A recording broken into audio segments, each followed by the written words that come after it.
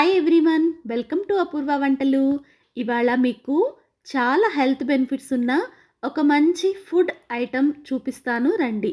ఇవేంటంటే రాగులతో తయారు చేసిన మరమరాలు. వీటినే ఇంగ్లీష్లో రాగి పఫ్స్, అలాగే పఫ్డ్ ఫింగర్ మిల్లెట్ అని అంటారు. ఏ సూపర్ మార్కెట్లో అయినా, అమెజాన్లో, అలాగే అన్ని పచారీ కొట్లల్లో కూడా ఇవి ఈజీగానే దొరుకుతాయి. వీడియోని ఎక్కడ స్కిప్ చేయకుండా చూస్తే నేను వీటితో తయారు చేసిన 2 రకాల వంటకాలు, అలాగే వీటిని తీసుకోవటం వల్ల కలిగే ఆరోగ్య ప్రయోజనాలు మీకు స్పష్టంగా తెలుస్తాయి. మొదటిగా రాగి మరమరాలతో పిల్లల నుంచి పెద్దల వరకు చాలా ఇష్టంగా తినే రాగి మరమరాల చిక్కీని ఎలా తయారు చేయాలో చూద్దాము. ఈ మరమరాలు అనేవి రాగులని వేపితేనే మనకి తయారవుతాయి. వీటిని చేత్తో కనుక ప్రెస్ చేసి చూస్తే పొడుం పొడుం అయిపోతాయండి. కాబట్టి మీరు వీటితో ఏ వంటకాన్ని తయారు చేసుకోవాలనుకున్నా కూడా వీటిని వేపాల్సిన అవసరం లేదు. ఇప్పుడు ఈ రాగి మరమరాల చిక్కీ కోసం కొలత అనేది చాలా ఇంపార్టెంట్ అండి. కాబట్టి ఒక గిన్నెని తీసుకొని ఆ గిన్నెలోకి ఈ రాగి మరమరాలను వేసుకొని కొలుచుకొని చూసుకోండి. గిన్నె నిండుగా రాగి మరమరాలని తీసుకొని పక్కన పెట్టేసుకోండి. మీరు ఏ గిన్నెతో అయితే మరమరాలు తీసుకుంటారో అదే గిన్నెతో 3/4 గిన్నె వరకు కూడా బెల్లం తురుముని తీసుకోండి. బెల్లంతో చేసుకుంటున్నాం కాబట్టి ఈ స్నాక్ అనేది డయాబెటిక్ పేషెంట్స్ కూడా హ్యాపీగా తినవచ్చు. ఇప్పుడు ఒక గిన్నెని పొయ్యి మీద పెట్టేసేసి ఈ బెల్లాన్ని దాంట్లో వేసి 4 టేబుల్ స్పూన్స్ వరకు, అంటే ఒక అర గ్లాస్ వరకు వాటర్ని వేసేసి ఈ బెల్లం అంతా కూడా బాగా కరిగే విధంగా మంటని మీడియం ఫ్లేమ్లో పెట్టుకొని ఒక 10 నిమిషాల పాటు మిక్స్ చేసుకుంటూ ఉండండి.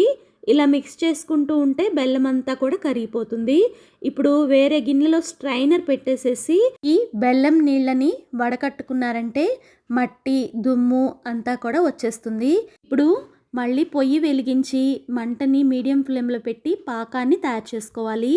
ఈ లోపల ఒక తెల్లటి ప్లేట్లో వాటర్ వేసి పాకం చెక్ చేసుకోవడానికి రెడీ చేసి పక్కన పెట్టుకోండి. పాకం అనేది చక్కగా ఉడుకు పట్టింది. మంటని మీడియం ఫ్లేమ్లో పెట్టి ఇలానే పాకాన్ని రెడీ చేసుకుంటూ ఉండండి.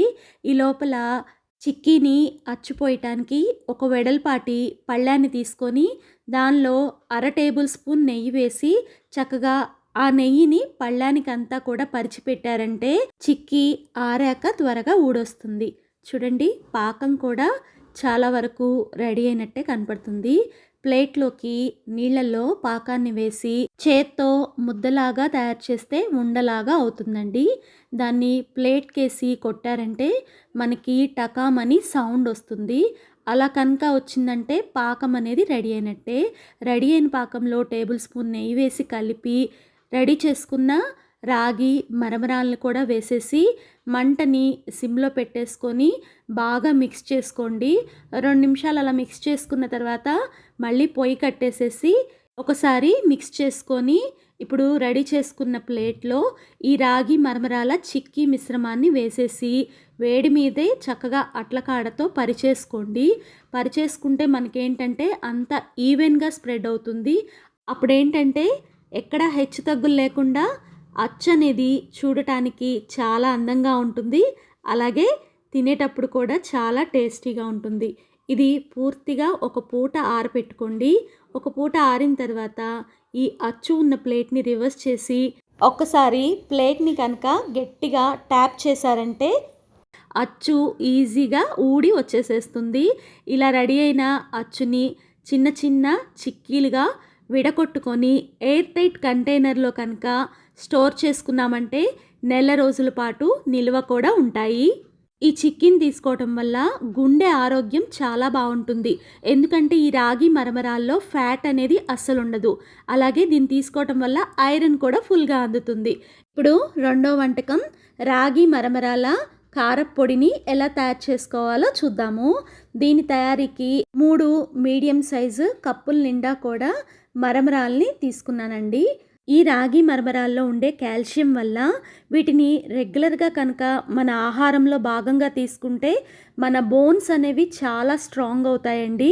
అలాగే టీత్ కూడా స్ట్రాంగ్ అయ్యి ఎదిగే పిల్లలు చక్కగా బలంగా కూడా ఎదుగుతారు. ఇప్పుడు ఈ కారప్పొడి తయారీకి ఒక బాండీని పొయ్యి మీద పెట్టేసి ఒక 15 ఎండుమిరపకాయల వరకు ఆ బాండీలో వేసి మంటని సిమ్‌లో పెట్టేసుకొని ఎండుమిరపకాయలనేవి కొంచెం కలర్ మారి ఘాటు వాసన వచ్చే వరకు కూడా వేపుకొని వీటిని ఒక పళ్ళెంలోకి తీసుకొని పక్కన పెట్టేసుకోండి.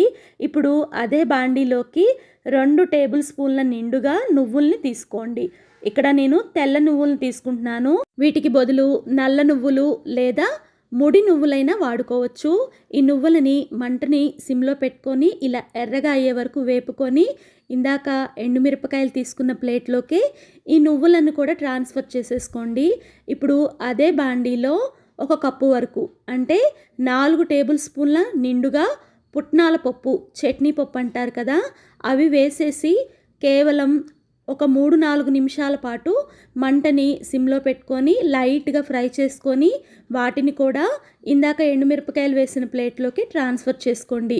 ఇప్పుడు అదే బాండీలో 2 టేబుల్ స్పూన్ల నిండుగా జీలకర్రని వేసేసి మంటని సిమ్లో పెట్టుకొని ఒక 5-6 నిమిషాల పాటు చక్కగా వేయించుకున్నారంటే జీలకర్ర మంచి సువాసనతో వేగిపోతుంది.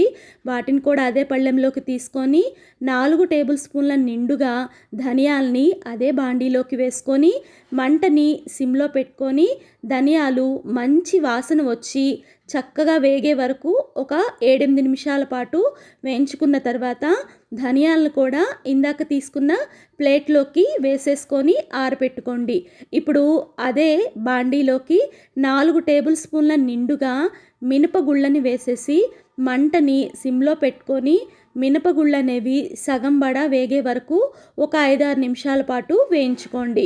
దీనిలో ఒక టేబుల్ స్పూన్ వరకు మెంతుల్ని వేయండి. అలాగే టేబుల్ స్పూన్ వరకు మిరియాలని వేసేసి మెంతులు, మిరియాలు, మినపగుళ్ళు అన్నీ కూడా బాగా వేగే విధంగా ఒక 4-5 నిమిషాల పాటు వేయించుకోండి.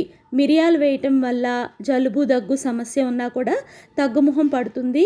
మెంతులు వేయటం వల్ల ఈ కారం ఏమి చేదు రాదండి, ఇంకా రుచి మరింత పెరుగుతుంది. ఇలా అన్నీ కూడా వేయించుకొని ప్లేట్లోకి తీసుకొని ఒక పాయ నుంచి తీసిన చిన్నులపై రెబ్బల్ని కూడా అదే ప్లేట్లోకి వేసుకొని ఒక చిన్న రెమ్మ చింతపండును పెట్టేసుకొని ఈ దినుసులన్నింటినీ కూడా బాగా ఆరపెట్టుకోండి. ఇప్పుడు ఈ పొడిని తయారు చేసుకోవడానికి వాడే మిక్సీ జార్ని శుభ్రంగా కడిగి తుడిచి ఎండలో కాసేపు ఆరపెట్టుకుంటే మనకి పొడి అనేది ఎక్కువ రోజుల పాటు నిల్వ ఉంటుంది. ఇప్పుడు వేయించుకున్న దినుసులన్నింటినీ మిక్సీ జార్లో వేసి వెల్లుల్లి రెబ్బల్ని పక్కన పెట్టేసేసి ఒక టేబుల్ స్పూన్ వరకు క్రిస్టల్ సాల్ట్ని దీంట్లో వేసేసేయండి.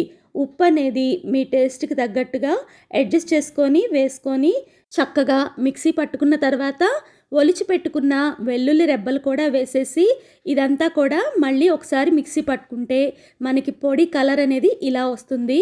ఇప్పుడు రెడీ చేసుకున్న రాగి మరమరాలను కూడా దీంట్లో వేసేసి చక్కగా ఫైన్గా మిక్సీ పట్టేసుకోండి. రాగి మరమరాలతో తయారు చేసినటువంటి కారప్పొడి అనేది సిద్ధమైపోతుంది.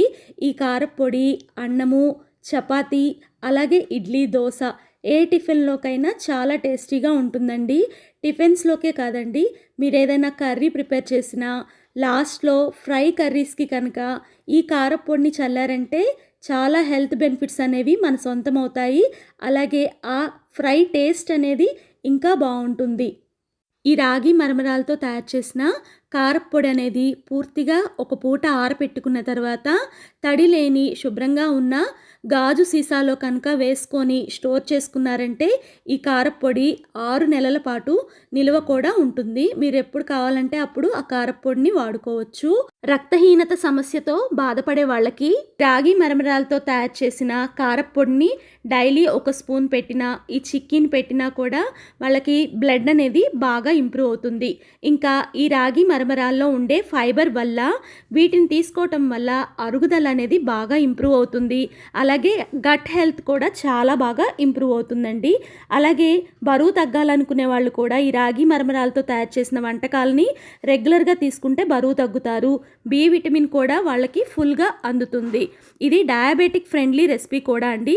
వీటిని తీసుకోవటం వల్ల బ్లడ్లో ఉండే షుగర్ లెవెల్స్ కూడా కంట్రోల్ అవుతాయి. మీరు కూడా ఈ రాగి మరమరాలతో తయారు చేసిన 2 వంటకాలను ట్రై చేసి మీకు ఎలా వచ్చినాయో కామెంట్ చేయండి. వీడియో నచ్చితే లైక్ చేసి ఇలాంటి వంటల కోసం మన ఛానల్ని సబ్స్క్రైబ్ చేసుకోండి. Thank you for watching.